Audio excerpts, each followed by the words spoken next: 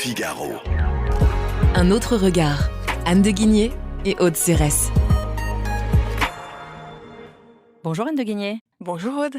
Anne, vous revenez cette semaine sur la dénatalité, mais suivant un angle original, la pensée du grand économiste Joseph Schumpeter.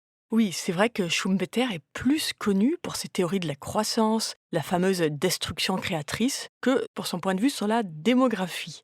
Mais j'ai lu récemment son essai le plus populaire, Capitalisme, socialisme et démocratie, et il y a dedans des pages passionnantes sur la dénatalité, qui évidemment ont fait pour moi écho aux dernières publications de l'INSEE qui expliquaient qu'en 2024, pour la première fois, il y a eu moins de naissances que de décès en France. Et donc, qu'est-ce que nous dit Schumpeter ?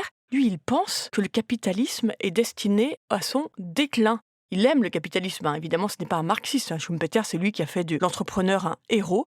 Mais il pense en fait que le capitalisme change les mentalités et en les rationalisant, va amener son destin et le socialisme. Je vous le cite. Pour lui, le capitalisme crée, en rationalisant l'esprit humain, une mentalité et un style de vie incompatibles avec ses propres conditions fondamentales, avec ses motivations profondes et les institutions sociales nécessaires à sa survie. Donc Schumpeter se préoccupait en effet déjà du phénomène de dénatalité et il s'étonnait du nombre de ménages sans enfants ou à enfants uniques, ce qui est le cas actuellement. Oui, et Schumpeter, donc, son essai dont je vous parlais, Capitalisme, socialisme et démocratie, est paru en 1942 et a été écrit entre les deux guerres. Donc à l'époque, il y avait quand même moins de sensibilité à cette question de la dénatalité.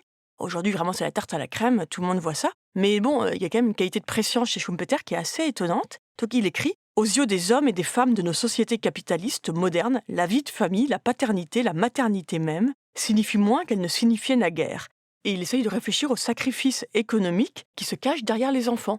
À l'époque, quand même, évidemment, il n'y avait pas du tout les mêmes phénomènes de dénatalité. En France, notamment, on était encore largement au-dessus de 2 enfants par femme. Et aux États-Unis aussi, où vivait Schumpeter. Pour lui, l'esprit a changé. C'est le capitalisme qui a apporté ce changement. Il résume ce changement d'esprit par la phrase « Pourquoi couper les ailes de nos aspirations et appauvrir notre existence pour finir par être négligé et traité par-dessus la jambe sur nos vieux jours ?» Alors le propos semble très contemporain, en effet.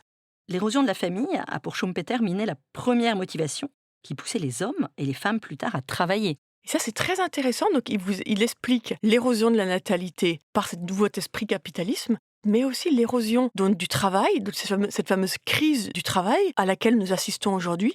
Selon Schumpeter, elle vient du même mouvement parce qu'en fait, le capitalisme, en détruisant un peu cet esprit familial, a brisé, qui était la grande motivation des classes bourgeoises, comme il dit, des milieux bourgeois, qui était de bâtir des dynasties, ou à minimum de préparer un avenir radieux à ses enfants.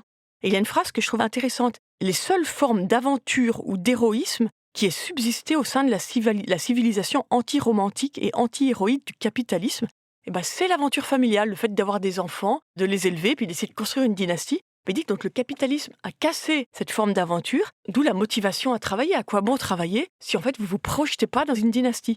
Et ça, j'ai trouvé que ça porte pas mal. Cette thèse vous séduit ?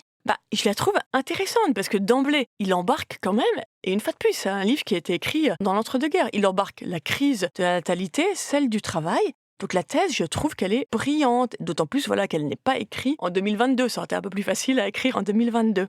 Mais ce que je trouve surtout intéressant, Aude, c'est que, intellectuellement, je suis très séduite, mais pourtant, quand on lit les enquêtes auprès des ménages français, notamment, la thèse est fausse, puisque les Français, aujourd'hui, se déclarent malheureux d'avoir si peu d'enfants. En moyenne, ils veulent un peu plus de 2 enfants. Aujourd'hui, les Français ne peuvent pas réaliser ce rêve, mais on peut dire qu'en fait, les conditions de vie contemporaines, autrement dit, ce que la politique a fait du capitalisme, ont rendu ces rêves beaucoup plus ardus à réaliser. Merci beaucoup, Anne de Guigné. Merci, Aude. Je rappelle que votre chronique est disponible sur le site du Figaro, sur Figaro Radio et toutes les plateformes d'écoute. À bientôt. À bientôt.